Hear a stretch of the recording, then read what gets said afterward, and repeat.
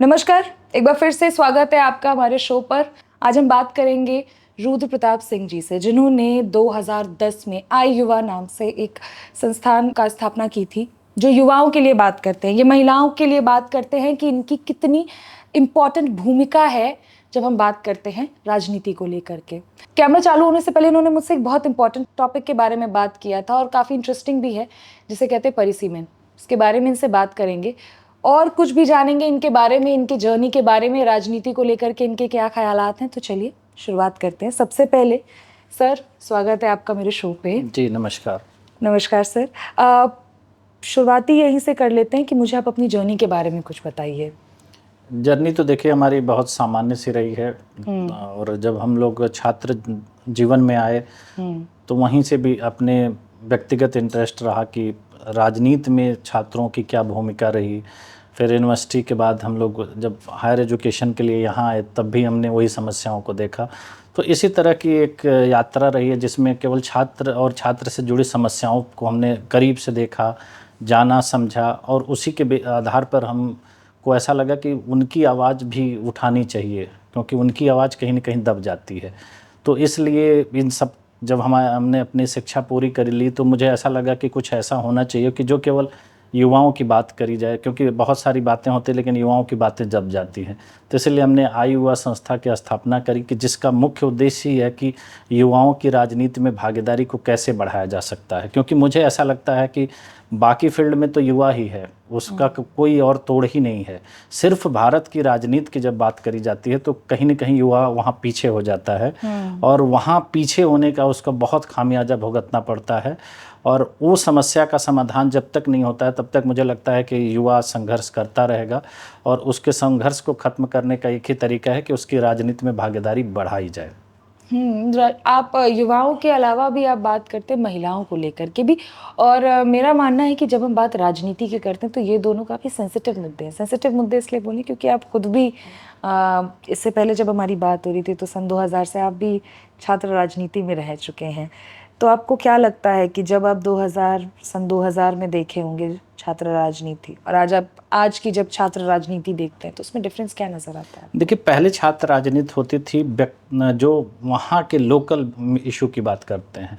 जैसे अगर हम अभी छात्र राजनीति की बात, हम अपने समय की बात कर रहे हैं तो हम लोग यूनिवर्सिटी के बारे में बात होती थी कि उसको कैसे बेहतर बनाया जा सकता है, यहाँ शिक्षा का स्तर को कैसे बड़ा बनाया जा सकता है, हम अपने देश के और संस्थानों से कैसे कंपटीशन कर सकते हैं या विदेशी संस्थाओं से कैसे कंपटीशन कर सकते हैं, इस बात पर चर्चा होती थी। और छात्र राजनीति का केंद्र भी वो कैंपस ही होता था। कैंपस के बाहर की राजनीति छात्र राजनीति का हिस्सा नहीं हुआ करती थी। आज के समय में कैंपस की राजनीति छात्र राजनीति नहीं है, कैंपस के बाहर की राजनीति छात्र राजनीति है। जब छात्र आप वहाँ की राजनीति न करके पूरे देश की राजनीति करता है तो छात्र राजनीति नहीं हो जाती है, तब वो एक सामान्य राजनीति हो जाती है। और सामान्य राजनीति का सबसे ज़्यादा नुकसान कैंपस को होता है, क्योंकि आपसी टकराव होने लगता है, गुटबाजी होने लगती है। ये चीज़ जो राजनीति छात्र राजनीति में लेकर के आती है वो मुझे लगता है कि कहीं ना कहीं से वहीं से छात्र राजनीति की छवि खराब होती है और छात्र राजनीति भारत में समापन की दिशा में जा रहा है। उसका मुख्य कारण यही है कि बाहरी राजनीति कैंपस की राजनीति का हिस्सा बन गई है। अभी आपने एक लाइन बोली है कि छात्र राजनीति जो है समापन की तरफ जा रहा है। समापन पे ज़रा बात कर लेते हैं एक बार। पिछले कुछ सालों में मैंने एक चीज़ नोटिस करी है, मैंने क्या आपने भी देखी होगी, छात्र राजनीति यानी स्टूडेंट पॉलिटिक्स, ये एक बहुत बड़ा मुद्दा रहा है पहले के कंपैरिजन में। चाहे वो छोटे छोटे यूनिवर्सिटीज़ हों, चाहे वो कॉलेजेस हो, वहाँ पे भी ये होता था, लेकिन अब काफ़ी जगह इसको बंद कर दिया गया है। प्राइवेटाइजेशन आ चुका है कि बहुत बड़ा रीज़न है।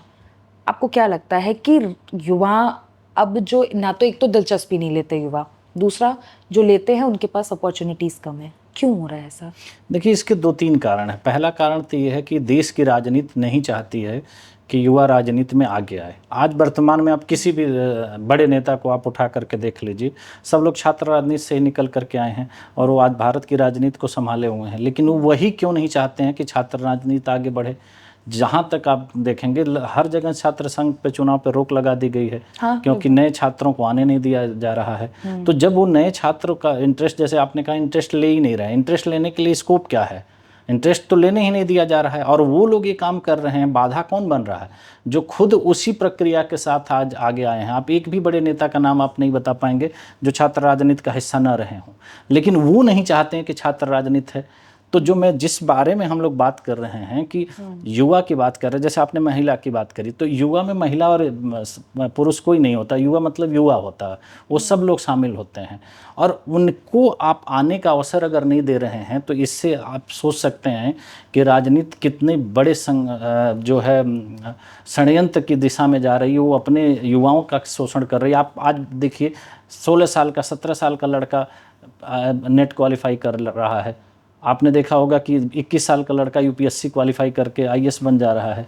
लेकिन राजनीति की जहाँ बात आती है तो उसका क्या स्तर है, वहाँ पर वो कौन आता है? राजनीति में तो वो उसका कहीं पे स्थान नहीं है। तो उसका इंटरेस्ट है, लेकिन उसके लिए आप अपॉर्चुनिटी ही नहीं क्रिएट कर रहे हैं। आपने वहाँ पर रोक लगा दी है, आप उनको आने ही नहीं दे रहे हैं। और जो मेरा मुख्य बिंदु है जिस पे अभी हम लोग इस बात पर विशेष चर्चा हम लोग कर रहे हैं, वो डिलिमिटेशन की है। डिलिमिटेशन क्या है? यही तो है जो ये सबसे बड़ा षड्यंत्र थोप दिया गया हमारे देश की राजनीति के द्वारा, और उसको इस तरीके से लगाया गया कि लोग उस पर ध्यान नहीं दे पाए।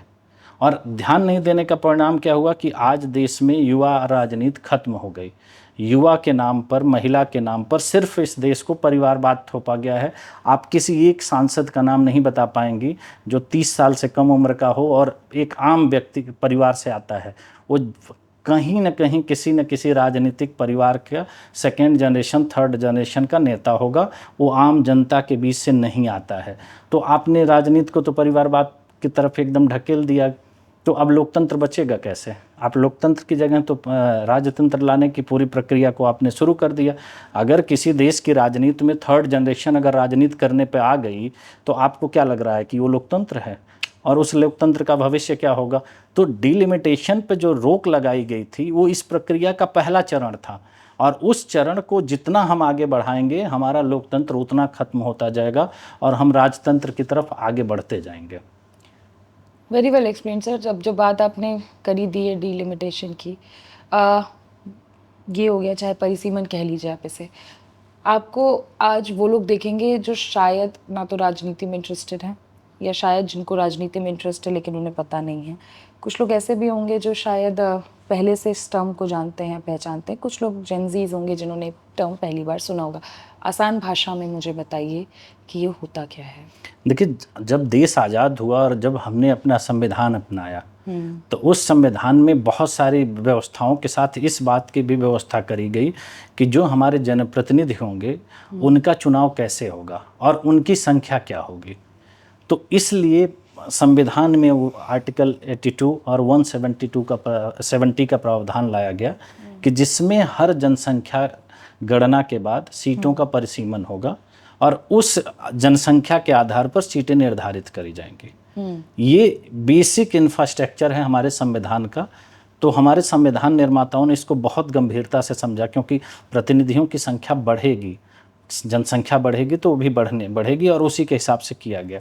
हमारे देश में 3 परिसीमन लागू हुए जो बड़े सुचारू रूप से चले, 52 में, 62 में, 72 में। उसके बाद इस देश की राजनीति में 30-25 साल, 20 साल का दौर गुजर गया था। तो जो मैंने बात कही ना कि जो नेताओं को ऐसा लगता है कि लोकतंत्र को प्रजातंत्र में, लोकतंत्र को राजतंत्र में कन्वर्ट किया जाना चाहिए, उनके दिमाग की ये युक्ति उत्पन्न हुई कि डिलिमिटेशन पर रोक लगा दी जाए।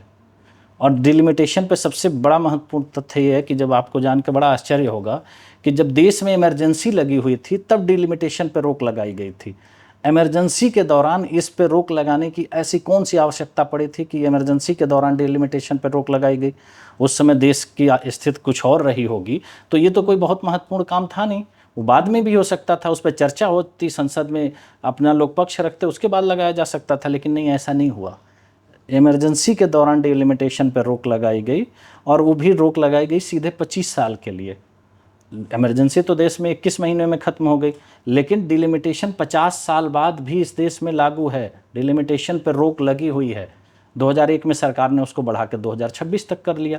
तो आज अगर आप को जब ये बात पता चलती है कि जो देश का प्रतिनिधित्व है वो 54 करोड़ की आबादी पर हो रहा है। हम अगर 145 करोड़ की आबादी हैं और 54 करोड़ की आबादी की जनगणना के अनुसार हमारा प्रतिनिधित्व है, तो आप उस देश की राजनीति पर किस तरह से आपका नज़रिया किस तरह का होगा? इस हिसाब से तो अगर आप देखेंगे कि 2071 के बाद पैदा हुआ कोई भी व्यक्ति इस देश के लोकतंत्र का हिस्सा ही नहीं है, क्योंकि वो तो उनका प्रतिनिधित्व 71 के पहले वालों का ही प्रतिनिधित्व है, उसके बाद वालों के लिए तो प्रतिनिधित्व चुना ही नहीं गया। तब तो लोकतंत्र आप 71 के बाद से लोकतंत्र ही नहीं है, अगर तकनीकी तौर पे आप देखेंगे। और इसका आधार सुन करके आपको और हंसी आएगी कि जो डिलिमिटेशन पे रोक लगाने का आधार ये था कि इससे जनसंख्या कंट्रोल होगी। अब आपको लगता है कि डिलिमिटेशन पर रोक लगाने से देश की जनसंख्या रुक जाएगी?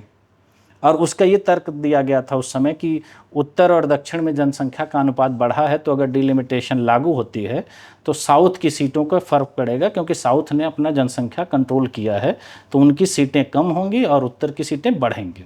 ये तर्क के साथ डिलिमिटेशन पर रोक लगाई गई। और आप इस किसी भी व्यक्ति से, आम आदमी की भाषा में अगर ये पूछ लीजिए किसी से, तो क्या भारत की जनसंख्या रुक गई? और अगर भारत की जनसंख्या के रोकने के क्या ये डिलिमिटेशन एक अंतिम उपाय था? इसके सिवा कोई उपाय ही नहीं है। तो ये कितना हास्यास्पद है। और इस विषय पर किसी भी राजनीतिक दल ने, किसी भी राजनीतिक व्यक्ति ने कमेंट तक नहीं किया कि ऐसा क्यों किया गया, क्योंकि यही एक साजिश है कि जिसमें आने वाले समय में कोई नए लोगों का प्रवेश ही नहीं किया जाए, देने से रोक लगा दी जाए।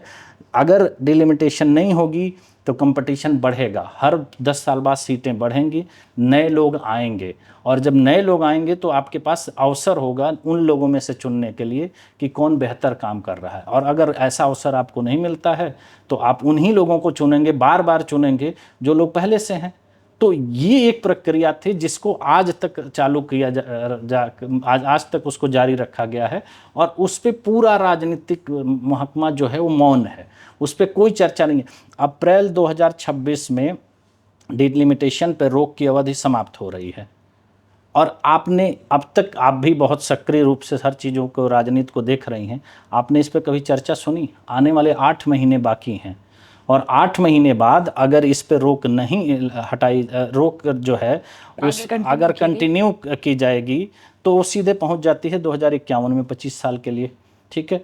और अगर इस पे रोक जो है उसको हटाया जाना है तो उस पर प्रक्रिया की तैयारी क्या है? क्योंकि अगर हम 50 साल से जो चीज़ नहीं कर पा रहे हैं उसको करने के लिए आपको 2-4 महीने में तो आप कर नहीं पाएंगे, उसकी प्रॉपर आपको तैयारी करनी पड़ेगी, लेकिन वो तैयारी कहीं नहीं दिख रही है।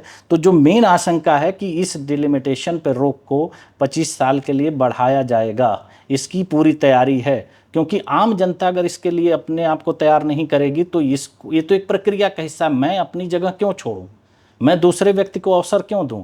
राजनीति में बैठे लोग यही तो चाह रहे हैं कि अगर हम आज के समय में, वर्तमान में जिस जगह पर बैठे हैं वहाँ पर हम ही रहेंगे, हमारे बाद हमारे बच्चे रहेंगे, हमारे बच्चों के बाद उनके बच्चे रहेंगे।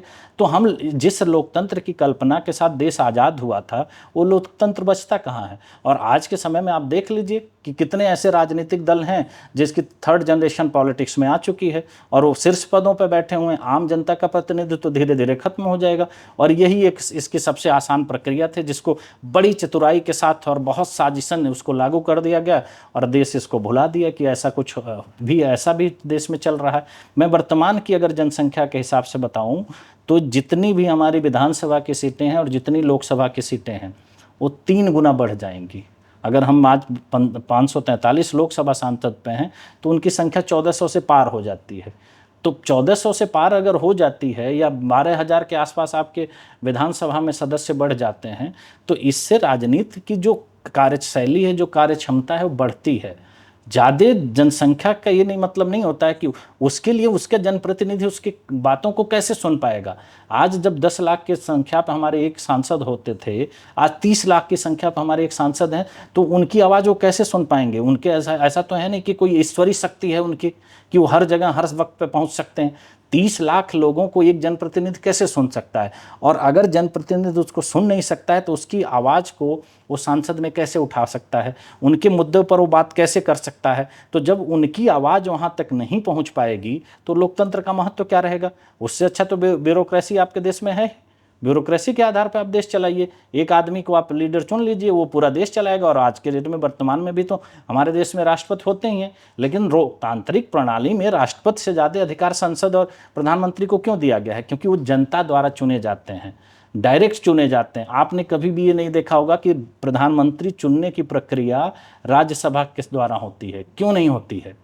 क्योंकि वही लोग केवल प्रधानमंत्री का चुनाव कर सकते हैं जिनको सीधा जनता वोट देती है, जिसका चुनाव जनता सीधे करती है।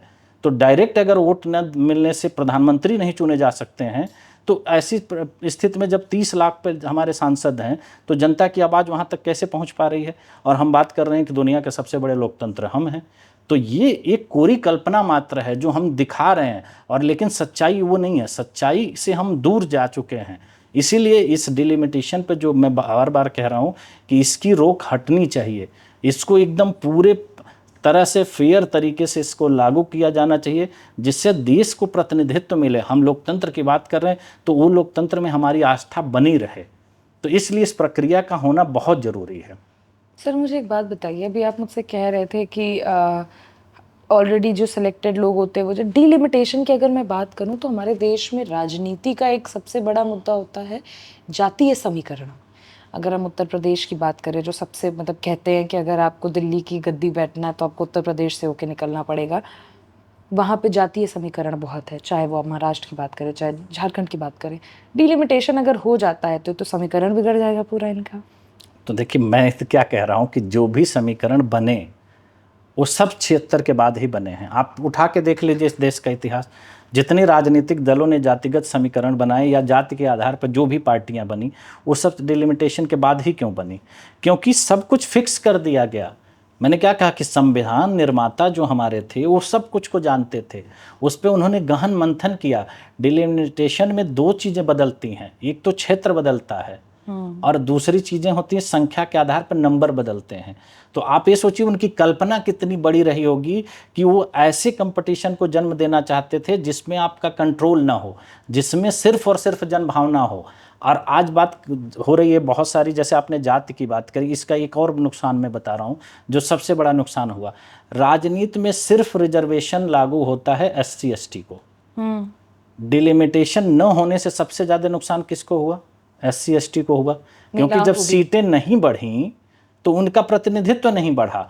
अगर आज डिलिमिटेशन लागू होती तो यही SC ST की जो सीटें रिजर्व हैं वो 3 गुना होती।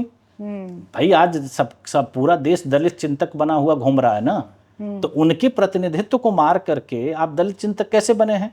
आप उनको संसद में लाइए ना। वो उनके लिए जो सीटें रिजर्व थीं उनकी संख्या पर रोक लगा करके आपने इनडायरेक्टली तरीके से उनका प्रतिनिधित्व ही मार दिया। और वहाँ पर भी दलितों के आधार पर रिजर्व सीटों पर ही वही लोग तो परिवारवाद के लोग काबिज हो गए हैं जो बार बार चुने करके आ रहे हैं। तो जब उनका भी तो आप मौका नहीं दे रहे हैं। और आज पूरे देश में आपने देखा होगा कि बाबा साहब की बात होती है, संविधान की बात होती है, तो संविधान में ये प्रोविज़न जब था तो इस पर रोक लगा करके क्या संविधान की मूल भावना को आहत नहीं किया गया? संविधान की हत्या वहाँ नहीं होती है कि जहाँ आप अपने प्रतिनिधियों को ही आने से रोक देते हैं, और उसका आधार इतना हास्यास्पद है जिसकी कोई हद नहीं होती है कि जनसंख्या नियंत्रण इससे हो जाएगा। तो आपके कहने का मतलब है सर, और जो आप बता रहे हैं उससे एक चीज़ तो कंफर्म है कि आप कह रहे हैं कि डिलिमिटेशन जो है ये एक षड्यंत्र के चलते देश से हटाया गया है, वो भी बहुत सोची समझी साजिश थी ये। जी बिल्कुल, आप आंकड़े उठा करके देख लीजिए। देश की आबादी के बाद डिलिमिटेशन के साथ हुए 3 चुनावों में युवाओं का प्रतिनिधित्व 30% है। ये आंकड़े हैं। और उसके बाद आप देख लीजिए डिलिमिटेशन पर रोक लगाए जाने के बाद युवाओं का प्रतिनिधित्व आज क्या है? आज 10 या 12% होंगे। और उसमें मैं 100% बात कह रहा हूँ कि सारे परिवारवाद के नेता हैं जिन्हें हम युवा नेता की बात कर रहे हैं। उसमें कोई भी आम व्यक्ति के बीच से उठा हुआ व्यक्ति नहीं है। सारे परिवारवादी नेता ही युवा राजनीति में हैं। और उसके बावजूद वो संख्या 10 से 12% है। तो ये अगर षड्यंत्र नहीं होता तो युवाओं की जो हम बात कर रहे हैं तो उनका इंटरेस्ट राजनीति में आज़ादी के बाद और डिलिमिटेशन लगाने के बीच में 30% होता है। तो 30% मतलब लगभग हर तीसरा आदमी हो गया। लेकिन वो आज 10% पे क्यों चला गया? जबकि हम बात करते हैं हमारे यहाँ युवा आबादी ज़्यादा है, तो प्रतिनिधि हमारा और बढ़ना चाहिए था, लेकिन नहीं बढ़ा। तो इसका मूल यही है कि इसके पीछे अगर एक गहरी साजिश थी कि उन सीटों पर जब उनको नया मौका ही नहीं दिया जाएगा तो वो आएंगे कैसे, और जब आएंगे ही नहीं तो धीरे धीरे करते करते उनका इंटरेस्ट खत्म हो जाएगा और आज़ादी के 50 साल बाद ये आप देख लीजिए, आंकड़े उठा करके देखिए। सर अब मैं थोड़ा सा कॉन्सेप्ट से थोड़ा सा साइड होकर के आपसे ज़रा इससे रिलेटेड कुछ सवाल पूछती हूँ जो शायद जो लोग सुन रहे होंगे उनके दिल में भी है। 8 महीने बाद आप कह रहे हैं इसकी एक्सपायरी डेट है, जो अभी करंट सैंक्शंस हैं उसकी डिलिमिटेशंस को लेकर के। मान लीजिए देश ने वो सैंक्शंस हटा दिए, अब देश में डिलिमिटेशन का कॉन्सेप्ट दोबारा चालू हो गया। 3 बड़े सवाल मेरे। पहला, क्या देश तैयार है इसके लिए? जब इलेक्शन कमीशन खुद कटघरे में इस समय खड़ा है तो क्या हो सकती है ये? दूसरा, देश में ऑलरेडी टैक्स के जाल में लोग फंसे हुए हैं और जब इलेक्शन होता है, अभी एक इलेक्शन होता है तो कमर टूटती है, इलेक्शन कमीशन का पैसा लगता है, पार्टियों का पैसा लगता है, वो पैसा कहीं ना कहीं रोटेट ही होता है, बट स्टिल पैसा बताते कुछ है जाता कुछ है, देश के ऊपर एक वो बोझ आएगा। तीसरा, क्या सच में आपको लगता है कि उससे कुछ देश में परिवर्तन आएगा? क्योंकि जहाँ पे एक कभी एक इंसान खा रहा था बैठ करके, क्योंकि भ्रष्टाचार तो ऐसी चीज़ है जहाँ देश में कोई किसी को साइड नहीं हटा सकता, एक बहुत बड़ा मुद्दा है। ये 3 बड़े सवाल हैं। तो अब एक जगह पे 2 बंदे वहाँ बैठे हैं, पहले तो सिर्फ एक को झेलना था, अब 2 को झेलना पड़ रहा है।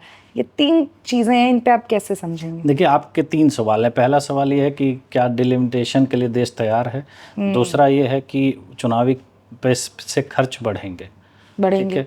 तीसरा सवाल ये है, समय भी जाएगा और रिसोर्स भी जाएगा। ठीक है। तीसरा सवाल ये है, क्या तीसरा सवाल था? मैं थोड़ा, तीसरा सवाल मेरा ये था कि अगर हमारे यहाँ पे बात कर ले हम भ्रष्टाचार आपने कहा, हाँ, तो एक की जगह 2 लोग, एक की जगह 2 रहेंगे। देखिए, डिलिमिटेशन के लिए बहुत सामान्य सी प्रक्रिया है, उसके लिए कोई चीज़ होने की आवश्यकता नहीं। एक आयोग बनाया जाता है जो सिर्फ इसी कार्य के लिए बनाया जाता है कि वो सीटों का निर्धारण करता है और सीटों का निर्धारण करने के बाद वो दे देता है।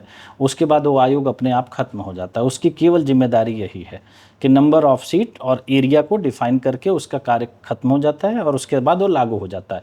और जो 3 डिलिमिटेशन लागू हुए हैं, या चौथा जो 2001 में हुआ था, उसमें सीटें नहीं बढ़ाई गई थी, एरिया में परिवर्तन किया गया था। तो वो बहुत सामान्य सा कार्य है और वो बहुत आसान है, उसके लिए कुछ करने की और कुछ समझने की आवश्यकता नहीं है। दूसरी चीज़ आप जो बात कर रहे थे कि इलेक्शन पे खर्च पे, इसमें तो कुछ खर्च बढ़ना ही नहीं है, क्योंकि ऐसा तो है नहीं ना किसी अलग जगह जाके चुनाव होना है, सेम खर्चे पे होगा। चुनाव आयोग जो चुनाव कराता है, जितने भी खर्चे होते हैं वो बूथ लेवल पे होते हैं, एजेंट जो काम करते हैं, जो अधिकारी इन्वॉल्व होते हैं, उसी पे खर्च होता है ना। तो यहाँ तो केवल सीटें बढ़ेंगी, वोटर थोड़ी बढ़ रहे हैं। वोटर तो अभी भी वही हैं। वोटर की संख्या या वोट देने के तरीके या पोलिंग बूथ, कोई चीज़ में बदलाव नहीं आ रहा है। केवल नंबर ऑफ सीट बदलने से कोई परिवर्तन तो है नहीं।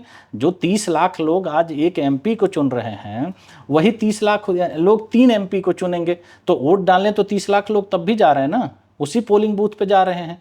तो उसमें खर्चे और किसी चीज़ में कोई अंतर नहीं आने वाला, सेम एज इट इज रहेगा। केवल सीटें बदलेंगी और लोग बदल जाएंगे। वोटर के ऊपर न प्रभाव पड़ेगा, न पोलिंग स्टेशन के ऊपर प्रभाव पड़ेगा किसी चीज़ का। और इससे चुनाव आयोग का कोई लेना देना नहीं है। डिलिमिटेशन कमीशन प्योर और स्वच्छंद कमीशन होता है, उसमें कोई इलेक्शन कमीशन, कोई अनफेयर फेयर की कोई बात नहीं है। तीसरी चीज़ आपने कहा भ्रष्टाचार की, 1 की जगह 2, 2 की जगह 1 है तभी भ्रष्टाचार है। जब संख्या नहीं है तो जो लोग वहाँ पर आकर के स्थिर हो गए हैं, उन्होंने अपना मान लिया है कि ये मेरी चीज़ है। उनको कंपटीशन का कोई डर नहीं है, उनको नहीं पता है कि मुझे हटाया जा सकता है। लोकतंत्र की सबसे बड़ी ताकत क्या है कि जब चुनाव होता है तो आप अपने मुद्दों को और जनता को एक बार मौका मिलता है कि वो सही चुनाव कर सके। तो जब आप उनको ये सही चुनाव का मौका ही नहीं दे रहे हैं, उन्हीं लोगों में से उनको चुनना है, तो ये भ्रष्टाचार बढ़ रहा है। और अब मैंने क्या कहा कि आप डिलिमिटेशन से पहले के भारत को देख लीजिए और डिलिमिटेशन के बाद के भारत को देख लीजिए। आप डिलिमिटेशन से पहले आप एक भ्रष्टाचार के आरोप में किसी नेता को बता दीजिए, या एक किसी भी नेता के ऊपर डिलिमिटेशन से पहले आरोप लगे हैं। सारी चीज़ें तो उसके बाद हुआ। पानी भी अगर ठहर जाए कहीं पर, उसके निकलने का स्रोत बंद कर दिया जाए तो गंदा हो जाता है, मैला हो जाता है। जब उसके अंदर बहाव ही नहीं रहेगा और वो बहता हुआ ही नहीं रहेगा तो उसके अंदर गंदगी आएगी। राजनीति में गंदगी तो इसीलिए आई ना, क्योंकि वो वहीं पर ठहर गया। जो लोग हैं उन्होंने धन से, बल से या छल से, जिस तरीके से उस पूरे एरिया पे अपना कब्जा कर लिया। आज आपको बार बार सुनने में आता होता कि ये इनका क्षेत्र है, ये नेता यहाँ के बाहुबली हैं। तो ये कैसे हुआ? क्योंकि उनको एक ही स्थान पर रहना है और उन्होंने उसको उसी तरीके से अपने कब्जे में ले रखा है। वहाँ नए आदमी का प्रवेश नहीं होगा, डिलिमिटेशन से उनकी सीटें कट जाएंगी, नए लोग आएंगे तो आपको चुनने का तो मौका मिलेगा कि अगर मुझे 10 ऑप्शन दिए जाते हैं तो मैं उसमें से सेलेक्ट करूंगा कि उन 10 लोगों में से कौन बेहतर है। लेकिन अगर मेरे पास ऑप्शन ही एक है तो उसमें मैं किसको सेलेक्ट करूंगा? सर ये जो आप कह रहे हैं ये कॉन्सेप्ट काफ़ी अच्छा है और काफ़ी चीज़ों को लेकर के आपने जवाब भी दिया है। मेरा सवाल मेन आपसे अब आ जाता है इसको लेकर के 2026 आपने बताया जब इस पे सैंक्शंस का होगा, आपको क्या लगता है, क्योंकि आप एज एन एक बहुत अच्छे ओरेटर भी हैं वैसे, ठीक है, उसके अलावा आप पॉलिटिकल एनालिस्ट भी हैं, आप मुझे ये बताइए आपको क्या लगता है 2026 में इस पे क्या डिसीजन आएगा, आप क्या देखते देखिए, मैं इसमें पूर्ण रूप से सहमत हूं कि आने वाले समय में इस पे रोक को बढ़ाया जाएगा, क्योंकि कोई भी इस देश में राजनीति में ये नहीं चाहता है कि युवाओं को, महिलाओं को उनका प्रतिनिधित्व मिले। आज वर्तमान में आपने देखा होगा कि 2023 में महिला आरक्षण बिल पास हुआ कि 33% सीटें रिजर्व होंगी महिलाओं के लिए। तो उसमें ये क्लॉज लगाने की क्या आवश्यकता थी कि डिलिमिटेशन के बाद होगी? अगर 26 में डिलिमिटेशन नहीं होता है तो महिला आरक्षण बिल लागू नहीं होगा। अगर हम इतने स्पष्टवादी हैं, हम महिलाओं के अधिकार के लेकर इतना मुखर थे, तो सेम डेट से क्यों नहीं लागू कर दिया गया? उसमें एक नई कंडीशन डालने की आवश्यकता क्या थी? तो आप उसकी बात भी नहीं कर सकते हैं और वो आपको मिला भी नहीं। जो चीज़ आपको मिली नहीं, मैंने आपसे केवल वादा कर दिया मिला, और ऐसी चीज़ लगा दी कि जो आपको मिलनी भी नहीं, अब आप हमसे मांग भी नहीं सकते और आपको मिल भी नहीं रहा है। 24 जब 23 में महिला आरक्षण बिल पास हो गया तो 24 के चुनाव में वो लागू क्यों नहीं हुआ? आज हमारे महिलाओं का प्रतिनिधित्व मिल गया होता 24 के चुनाव में ही। उसको डिलिमिटेशन से जोड़ने के पीछे की क्या साजिश है, मैं ये जानना चाहता हूँ। अगर ये चीज़ डिलिमिटेशन पे आप रोक लगा देते हैं तो वो चीज़ वो खसक जाएगी और उसके बिना वो होना नहीं है। तो महिलाओं को वहाँ से प्रतिनिधित्व नहीं मिलेगा और युवाओं को तो मिलना ही नहीं है। तो ये एक, इसीलिए मैं बार बार कह रहा हूँ ना कि इसके पीछे एक बहुत बड़ी साजिश है। चलिए सर, मैं आपकी बात मान लेती हूँ कि आपके जो एनालिसिस है, जो आपका एक विजन है, उसके चलते इस पे फिर से जो रोक है वो बढ़ेगी।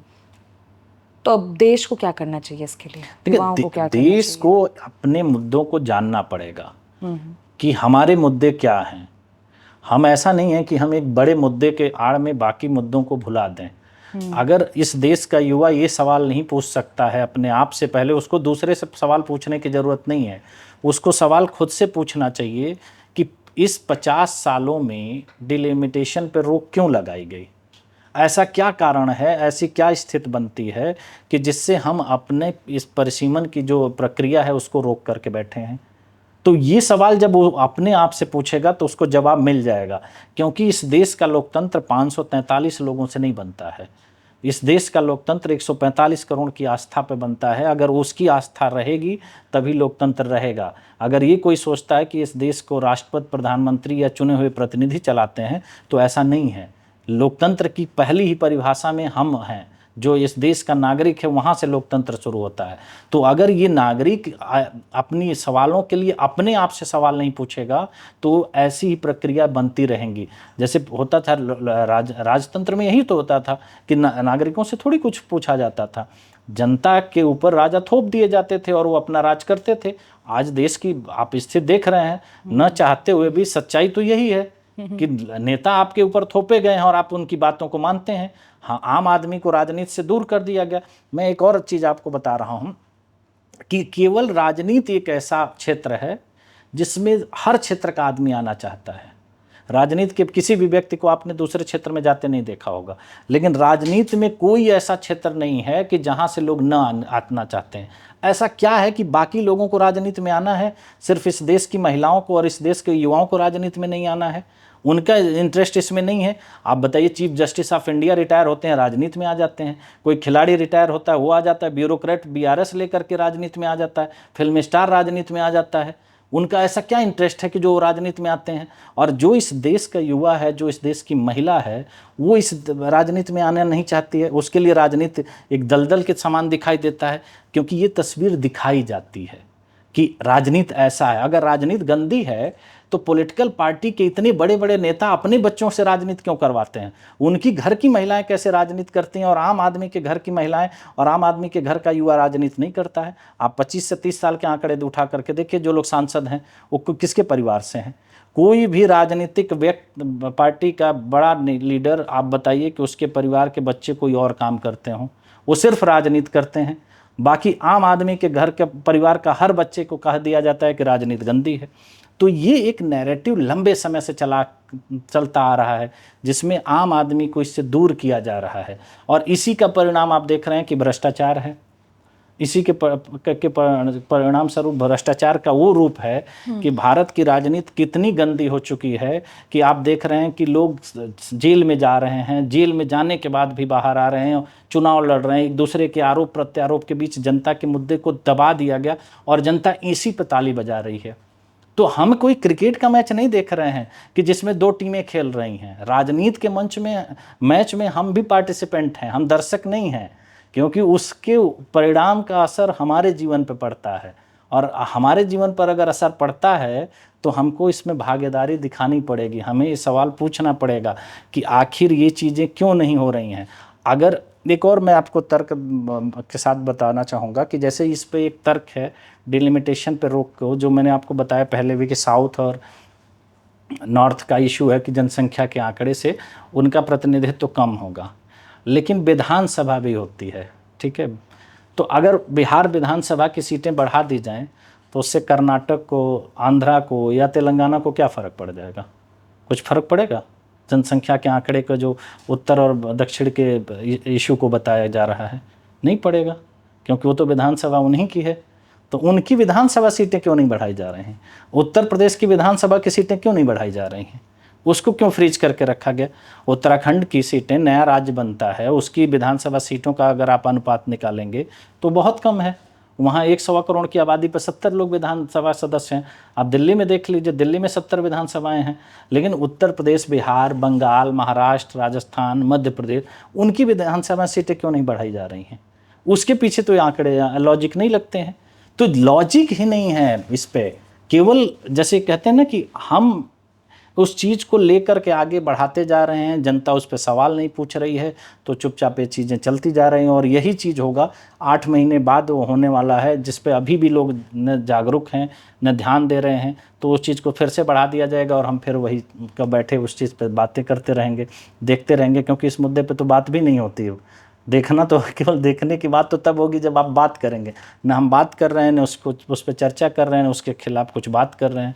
तो मेरा यही मत है कि इस पे सारे लोगों को बहुत गंभीरता से बात करनी चाहिए, खास करके युवाओं को और महिलाओं को। जिन लोगों को लगता है कि राजनीति में जगह नहीं है, उनकी जगह इसी तरह से छीनी गई है।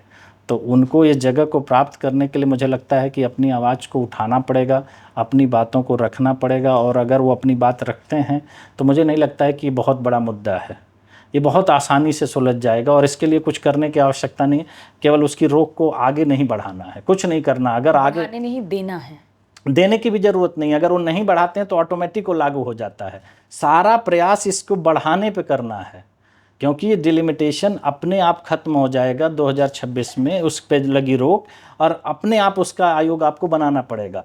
लेकिन उस पर रोक नहीं लगनी चाहिए। अगर उस पर रोक लगती है तो उसके लिए राजनीतिक दल जिम्मेदार हैं, उसको हटाने के लिए उनको कुछ नहीं करना है, क्योंकि वो अपने आप स्वतः से ही अपने आप खत्म हो जाएगा, उसकी समय सीमा खत्म हो जाएगी, वो अपने आप उस पर लगी हुई रोक समाप्त हो जाएगी। लेकिन अगर राजनीतिक दल उसको बढ़ा देते हैं 25 साल के लिए, और इन्हीं तर्कों के आधार पर जो मजाकिया तर्क हैं, तो मेरे लिए लगता है कि ये देश का लोकतंत्र आने वाले समय में प्रजातंत्र में बदल जाएगा, और हम बस ये देखते हुए, एक तमाशा देखते हुए रह जाएंगे। मुझे इस बात का बिल्कुल अंदाज़ा नहीं था सर कि आपसे बात करते करते समय सीमा समाप्त हो जाएगी। हमारे शो की एक छोटी सी रिचुअल कह लीजिए, चाहे आप उसे, जो भी उस गद्दी पे बैठता है उसको, हमारी ऑडियंस को एक बार एक छोटी सी मैसेज या एक छोटा सा सवाल या जो भी आपको लगता है वो पूछना है, ताकि आखिरी में आप मुझसे तो आपने बात कर लिया, एक कॉन्वर्जेशन आपका उनसे भी हो जाए। तो आप कुछ कहेंगे उनसे, कुछ कहना चाहते, कोई सवाल? देखिए, मेरा सिर्फ ये कहना है कि लोकतंत्र देश के हर नागरिक से मिल करके बनता है, और लोकतंत्र में जो हमारी आस्था है वो हमारी आस्था बनी रहनी चाहिए। अगर हम संसद को लोकतंत्र का मंदिर कहते हैं, तो अगर वो अपने अधिकारों के प्रति जिम्मेदार नहीं है, अगर वो अपने अधिकारों के लिए कार्य नहीं कर रही है, तो हमें उसको गंभीरता से लेना चाहिए। और केवल हम देश को 543 लोगों पर नहीं छोड़ सकते हैं। अगर ये देश को महान बनना है, अगर इस देश की को विकसित होना है, तो उसमें हम सब की जिम्मेदारी है, 145 करोड़ भारतीयों की जिम्मेदारी है। तो इस जिम्मेदारी को हमको निर्वहन करना पड़ेगा। और इसकी पहली कड़ी ये है कि जो हमारे संविधान निर्माताओं ने हमको अधिकार दिए गए हैं, उसका हम कम से कम शोषण नहीं होने देना चाहिए। हमें इस मुद्दे पर मुखर होकर के बात करनी चाहिए। हम जिस भी पार्टी से जुड़े हैं, जिस भी संगठन से जुड़े हैं, जिस नेता से हम प्रभावित हैं, हम उनसे ये सवाल पूछना चाहिए कि आखिर ऐसा क्यों किया गया। अगर ये किया गया, क्या आप उनके तर्कों से सहमत हैं? तो अगर आप उनके तर्कों से नहीं सहमत हैं, तो उनको इस बात के लिए कहिए कि हमारे अधिकार को कम से कम अगर आप दे नहीं सकते हैं तो छीनिए मत।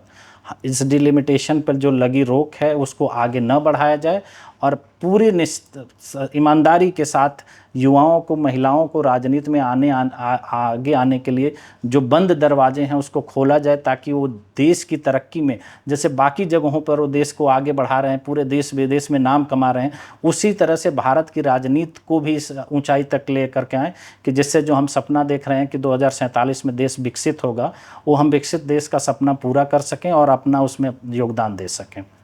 आपने कभी सोचा सर, मतलब ये आपने जो मैसेज दिया वो तो ठीक है, कभी आपने सोचा कि आप राजनीति में जाएंगे? नहीं, राजनीति में जाने ना आने की कोई बात ही नहीं है। इस देश का हर राजनीति का हिस्सा है। उसको लगता है कि वो राजनीति से बाहर है। हम राजनीति से बाहर हो ही नहीं सकते। राजनीति का मतलब ये नहीं होता कि आप सिर्फ चुनाव लड़िए और चुनाव जीतिए और देश की सरकार में आइए। राजनीति का मतलब ये होता है कि आप देश से जुड़ी हर बातों को लेकर के गंभीर रहिए। जो देश के लिए ज़रूरी है उसमें आपकी भागीदारी होनी चाहिए, और जो गलत है उसके लिए आप हमेशा विरोध में खड़े रहें। ये देश की राजनीति है, न कि किसी पद के लिए, किसी प्रतिष्ठा के लिए और किसी चुनाव के लिए सिर्फ राजनीति में जाना। मुझे वो नहीं लगता है कि वो राजनीति है। राजनीति का आपका जो डेफिनेशन है, इट्स मोर लाइक कि देशभक्ति। आपसे बात करके सर बहुत अच्छा लगा। आपसे कई चीज़ें जानने को मिली, कुछ चीज़ें ऐसी भी थी जिनको लेकर के मेरे सवाल थे, आपने बहुत अच्छे से उनका जवाब दिया। धन्यवाद सर हमारे शो जी, में। नमस्कार।